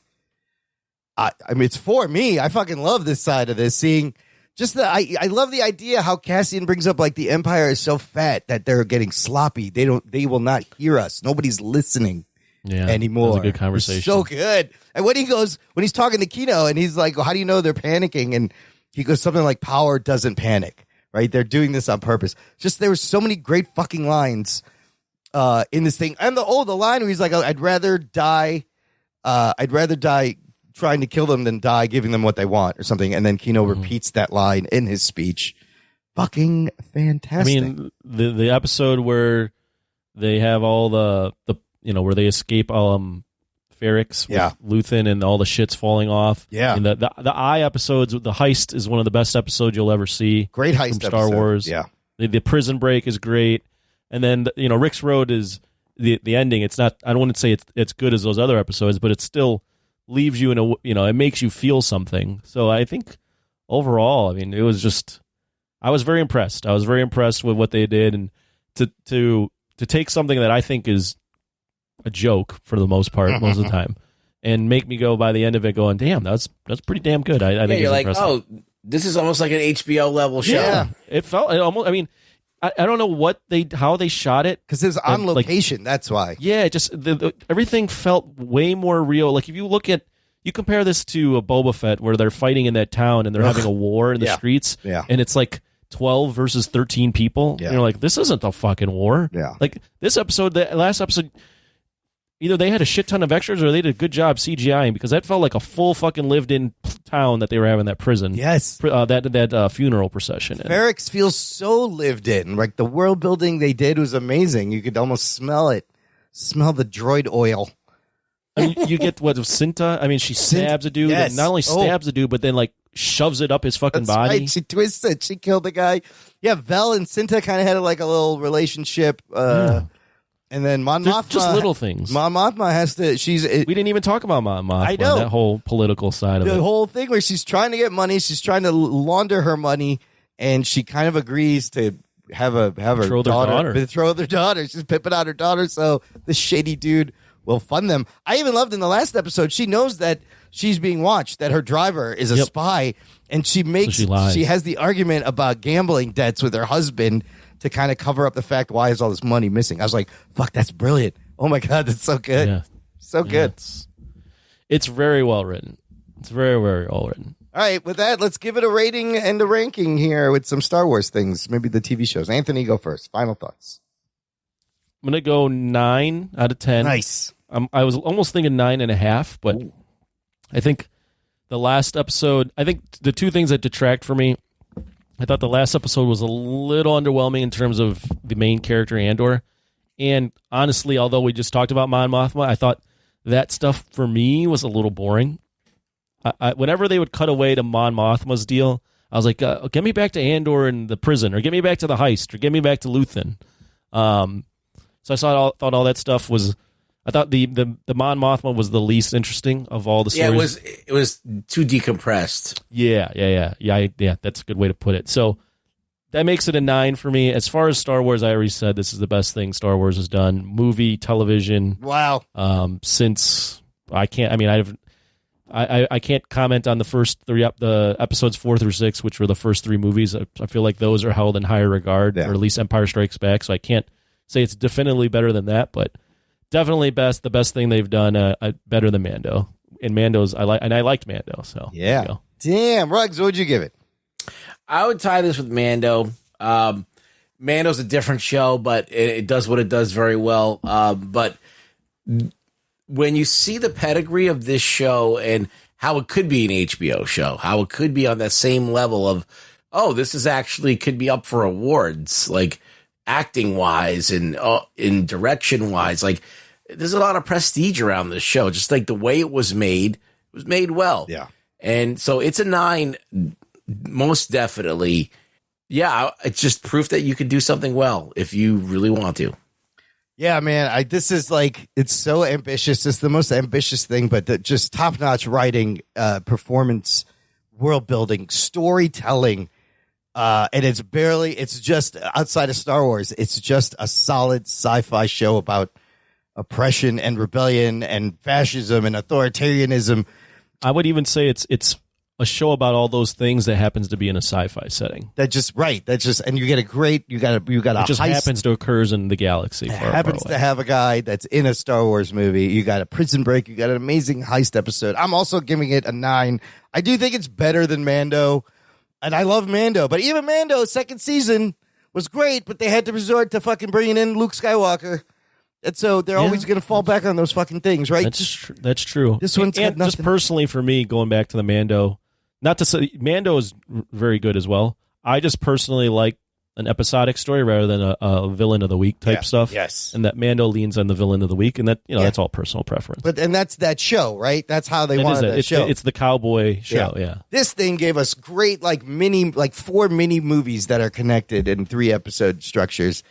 But just fucking. Did we know? Because I haven't been in the conversation. Did we know that season 2 was happening before the end of this episode? Yes. So here was what happened. Was originally it was going to be 5 seasons. What? Because it takes place 5 years. 5 seasons. Well, because it takes place 5 years before Rogue One. He was going to do a season every year leading up to Rogue One. That's overkill. That's not. They had to renegotiate it. That's not happening. This first season, this is about a year, right? The second season, the 3 episode story arcs are. It's going to start 3 episode. Oh, 3 episode story arcs. Still 12 episodes. It's going to start a year. We're not going to hear the end of that conversation at the end of episode 12 when Cassian confronts Luthen. It's going to start a year after that, and then every 3 episodes, it's going to jump a year, and it's going to lead right into the guy that gets the Death Star plans into Rogue One. So you got to imagine. Here's some plot threads. What the fuck? What about his sister? Remember, he's looking for his sister. There's a whole big thing in the beginning. Yeah, they dropped that. So hopefully they bring that back and be like, who is his sister? Is he going to find his sister? And I need him to get K2SO because that was the droid that arrested him. But at some point, he turns one of them and reprograms them, and they become buddies. And I'd be very skeptical if they were going to do more than 3 seasons. No, they shouldn't it's only do 2 seasons. It's 2 12-episode seasons. So it's going to be a total... Here's the shitty thing, though. Just like the other Rings of Power, House of the Dragon, we're going to have to wait till 2024 for this show to come back. So they just started shooting it. Do you think Disney's going to learn anything from this? I'm afraid they're going to learn the wrong thing because they're just going to be looking at the data, the viewer numbers, right? They're going to be they're going to be hesitant, unfortunately. But this is, again, one of the best fucking things Star Wars has Are the numbers bad? I saw articles like this is the least watch out of Mandalorian, Boba Fett, Obi-Wan, and Andor. Andor is the least watch. I think that's not entirely surprising because Andor, as Rugg said, is a nothing character. Yeah. But I've seen there's great reviews all over praising the show. I hope that people see these and they go back and they experience this and then they make more. It has a second season, but I want more in this kind of tone of Star Wars. But I fucking loved it. I fucking loved it. Play that again because so good. So we will get season 2. Also good though for Star Wars. You're right. It's not getting the same amount of views. No, that's what I keep reading, and I think that people think, like you said, Ruggs, they don't like it because it's slow, because there's no lightsabers, blah blah blah. There's some lasers and there's some fucking action. But I think this show hopefully has legs in terms of I think people will, if people are smart, and they claim to be Star Wars fans, they'll have to hear from someone that it's good. Right. What are the chances that they're going to do some fan service?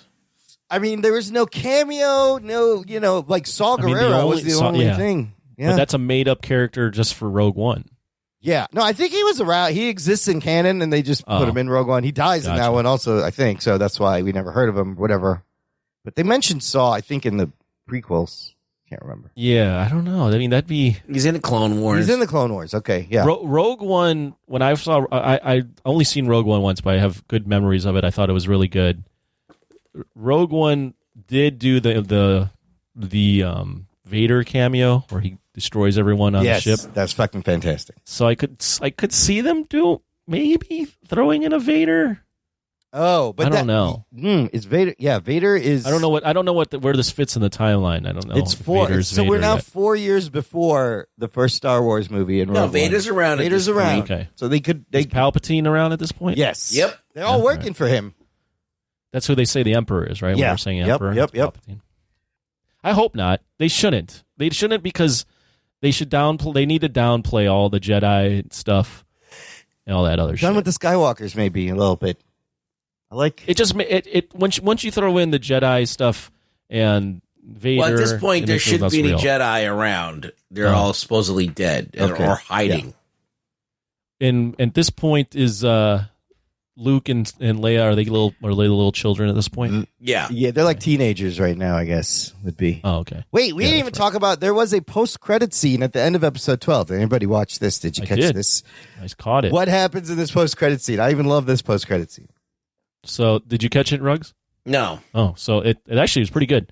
So although that equipment that they've been working so tirelessly in the prison to make is equipment to build the Death Star. So shit. So Andor's basically been unknowingly helping build the Death Star that's going to kill him in Rogue One. Yes, he helps build the thing that kills him. Those star-shaped pieces, mechanical pieces, they were... And who knows what other people were making in that prison camp. But yeah, you see it, and it pulls back, cool. and the Death Star is complete, but it's the laser array that they're putting together, the actual thing that fires. It's all pulled out and floating in space, and you see droids connect the star thing. I was like, Pretty cool. shit, he made the thing that actually kills him in the end. Oh, wow. Good. There's a little fan servicey thing. A little bit, yeah. But it was done well, right? At the very end, no other episode has any post-credits. It's sad because these guys are working tirelessly to build something that can end civilization. I had a feeling they were working on something bad. You know they're not building something good. Yeah, their own demise. Yes. Right. But for me, again, I think it peaked. Episode 10 is my favorite of the whole thing. Yeah, I really liked 10. Then the Eldani, and then the Escape from Ferrix. But 10 is where it peaked for me. I was this fucking... I mean, just even going to 10 real quick. Yeah. Like, even them just... It felt real in that you've got prisoners running at guards with guns, but they're just like not sacrificing, but just like law of averages. Some of them are going to die. They don't all make it. Swarming them. Yeah, you got to play the numbers. That's the best thing you can do. There's only 12 of them. He's like, there's 5,000 of us. We can take them. And then when they got the weapons, I was like, fuck yeah, shoot these motherfuckers. This is amazing.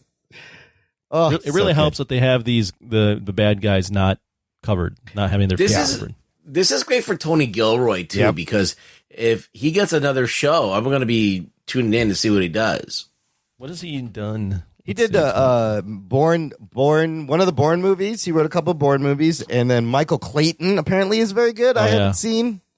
Michael Clayton, yeah. In terms of political drama. Duplicity. He wrote and directed the fourth film. He wrote the screenplays for the Bourne trilogy and then directed the fourth. He did direct the fourth one, yeah. And that's got a lot of kind of espionage. You got espionage. You got everything in the show. It's fucking great. Okay, let's do some news from the nation. Here we go. It's time for news from the nation. It's time for news from the nation.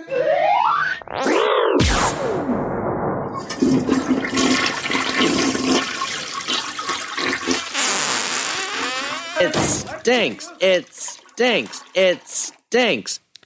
The Nation, of course, I'm referring to our Facebook group, Jock and Nerd Nation. Listener, you can join right now. It's exclusive closed group for us to hang out in, post geeky things. I got comments about let's go back to Guardians of the Galaxy holiday special. A lot of comments from our listeners.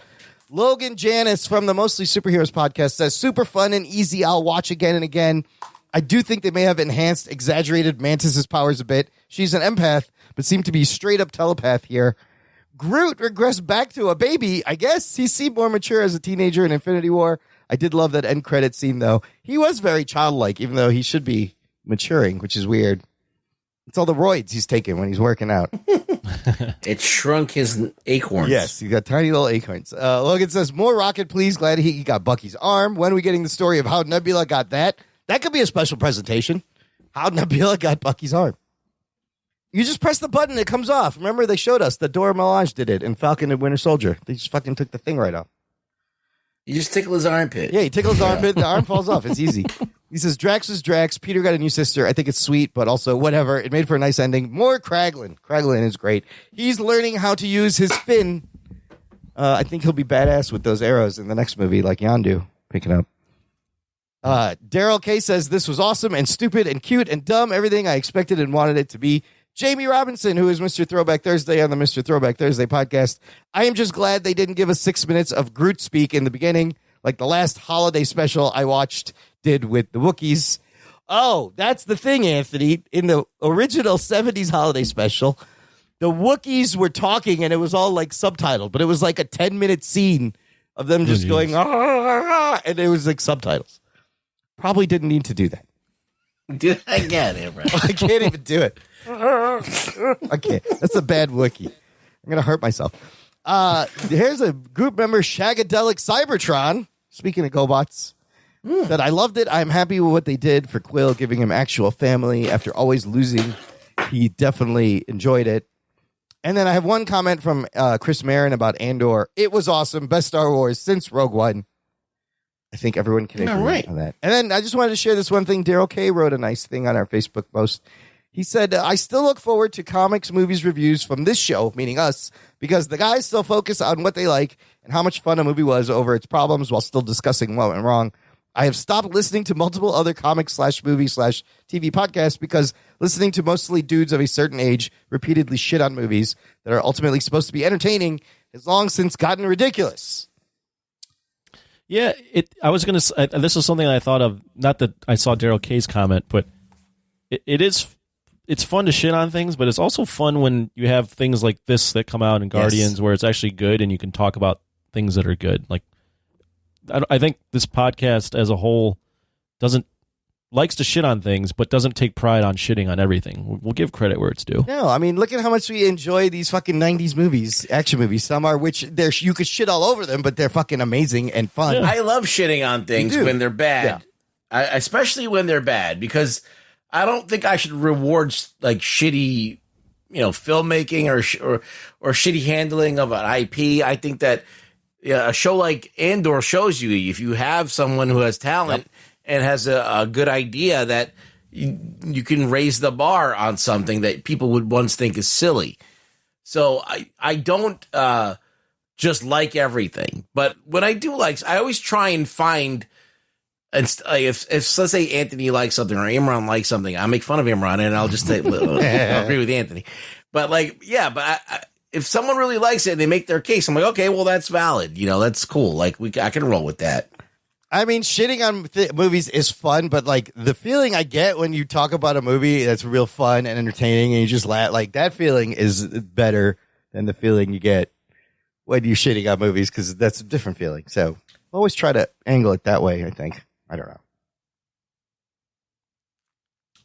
Yeah, I just think some people have an agenda to hate on everything all the time. Yeah, it's annoying. It's not necessary. And that's not how it has to be. No, it doesn't. Okay, let's finish up with some what are we watching? Anthony, you watched anything aside? Well, no, you binge watched Andor. Yeah, unfortunately, I wasn't able to watch anything outside because I was binging everything. All my time was going to catching up for the show, so that's what I got. I appreciate it. Ruggs, you watch anything? Yes, I did. I watched Pantheon, animated show on AMC. It is really good. The first half of it is fucking phenomenal. The last half is it drops down a little bit, but basically it's just it's remember that show Upload? Yeah, it's like they took that seriously.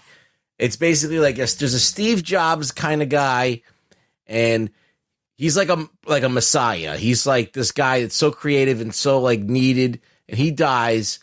And before he gets cancer or something, before he dies, he's coming up with all these different ways to like become immortal, right? And in the cloud, upload to the cloud. So one of them is uploading in the cloud. Okay. The other one is he has all these other options as well, but so he develops this flawed upload system, and it follows the story of this girl whose dad is one of the programmers. He also gets sick, and he's one of the first people to be uploaded into the cloud. This looks good. Where did you watch it? It's on AMC Plus. It's on AMC Plus. I watched it illegally on bootleg. No, I don't have AMC Plus. I want to watch this now. This looks cool. I think I saw the first episode for free on Amazon Prime. Okay, it's on the Roku channel also apparently. And I just got hooked because it was so well done. Better than Peripheral? Did I see I didn't see the Peripheral. You haven't seen the Peripheral? Okay, I haven't seen that. No, either. It might be the same. But this is like an animated show where it was like really well done, like really well acted. The music is great. The sound design is great. So it's like it really pulls you in. Oh, nice. And yeah, there was a certain point where I was like, I have to watch the next episode. I can't not know what happens. So I liked it. I didn't like the way it ended because what happens is they end up putting too many characters into it, and it gets overstuffed. Then you're like, all right, now there's too many things going on. William Hurt, Paul Dano, Daniel Day Kim. Yeah, there's like a lot of big voices. Maud in Apatow, Judd Apatow's daughter, I believe, right? Wow, that's pretty good. That's a pretty good cast. I don't have AMC Plus, but now I want to watch this. Anyways, I watched some things. I caught up on the Universal Soldier. Oh, great movie. I mean, it was rather enjoyable. I just want to eat. That's all he wanted to do is eat. What's not to enjoy when you have Van Damme and Dolph Lundgren going at it? And yeah, as like a B movie, Terminator movie, it's fucking enjoyable. I thought Where should I shoot her? In the chest? No. In the head. I thought it'd be more sci-fi, but it's like a little sci-fi. Sci-fi. It's just an excuse to get those two on the screen. Oh my god! And like the violence and the final fight is fantastic because Jean-Claude is just spin kicking the shit out of Dolph. Doesn't he spin kick him into through a wall? Wood chipper. A wood chipper. Yeah. No, he kicks him and then he gets impaled on these spikes, and then he puts him through the wood chipper. The wood chipper, absolutely. But you have JCVD dancing with the Vietnamese. It's amazing. This is great. He does the splits twice while he's dancing. Wait, he dances with the Vietnamese in that movie? That's not that movie? No, not at all. That's Kickboxer. Oh, that's Kickboxer. Jesus Christ. It's all blurring together. I've seen so many of these. I think you're watching too much Space Ice. I think it was Space Ice that told me that this is the best scene. He doesn't dance in this one, but he does kick everyone's ass in a diner. Yeah, that's a great scene when he's just trying to eat. He eats a lot. Yeah. Him trying to act like Terminator is hilarious. Cause him tasting the food and his reactions to like he's supposed to be not having eaten human food in a long time. He's like, him discovering food again is really funny. And even in the beginning when in Vietnam and they shoot each other dead at the same time, hilarious. How does that happen? Does that ever happen? Oh, yeah, they do shoot each other dead. And then I was confused because it's like 69, but they never like reset or it never says like present day or what year it is. And I'm like, the fuck? Were they frozen? How long has passed? And it's just like 90s. It's generic 90s. But no, it's fun. Fun movie. Do you think it'll go far in the tourney? It might go halfway a little bit. I don't know. It's definitely going to be in the top 20, I would say. I mean, there's, you have Van Damme running with explosions behind him and you got two heavyweights in there. Dolph is actually fun to watch in this, too, because he's got a little bit of personality. Is it Roland Emmerich? No, Roland Emmerich. It is. Yes, it's a Roland Emmerich joint, so. Is it, of the four, well, I guess I'm kind of spoiling this, but we might as well just quickly say, of the four Van Damme movies, you like this one the best? Nothing can top Hard Target in my opinion. At this point, Hard Target, it's got the mullet. It's like Wilfred Brimley, Uncle Duvet. Yeah, you got a mullet. The mullet is a character in itself in that movie. It's fucking amazing. You got him like exposing his leg like a gun. Yeah. And then kicking someone's ass. Okay, and then I got just two last things on Netflix. By the way, Universal Soldier on HBO Max. So you don't have to pay for it if you have HBO Max. Ooh. Go check it out. Netflix has a couple of great things right now. I binge watched the entire Wednesday series, The Addams Family. How was it? You know what? It's not bad. There's some good things and some bad things. Bunch of episodes directed by Tim Burton himself. This is why I was This is why I was like, I have to watch fucking Tim Burton directing TV. Also created by Alfred Goh and Miles Miller. Didn't they do? Those are the Smallville guys, right? I believe. Yeah. So. The show it's fun. It's cleverly. It's kind of like a goth Veronica Mars. There's a overarching murder mystery in the show. Wednesday gets expelled from her normie school because some kids fight. Like you see in the trailer, she releases the Barracudas and the polo team, and she goes to this Nevermore Academy where her parents went. That is a school for outcasts. So. A weird thing, you take a character like Wednesday, who the fun part is that she is an outcast among normal people, and you put her with other outcasts, you kind of diminish the Wednesday, whatever. But in the school, you got werewolves, you got gorgons, you got sirens, you got vampires, you got shapeshifters. It's kind of cool. Jenna Ortega is wonderful as Wednesday Addams. She nails it. Gwendolyn Christie plays the principal, also great. And Christina Ricci plays a school counselor who played the original Wednesday Addams. So it's not as like, it could have been more macabre and more dark, but it's pretty dark and there's some funny lines. Wednesday gets to say in context, a lot of fun nods to the original, with it working into the story, like the snapping and Thing is great. Thing hangs out with her and he's like one of my favorite characters out of the whole thing. So it's a good twisty mystery. Hand is your favorite character? Dude, Thing is amazing. Thing is a great character. Just a hand. The way he can emote. So it kept me guessing. I almost figured out what was going on, but I didn't. It was a good twist. It was fun. I kind of liked it. I would give it like a 7.5, 8 out of 10. It was good. Oh, wow. It was fun. There are hour-long episodes, and there's 8 episodes total. And you got Fred Armisen as Uncle Fester. Luis Guzman is great as Gomez Adams, and then Catherine Zeta-Jones as the mom, Morticia Adams.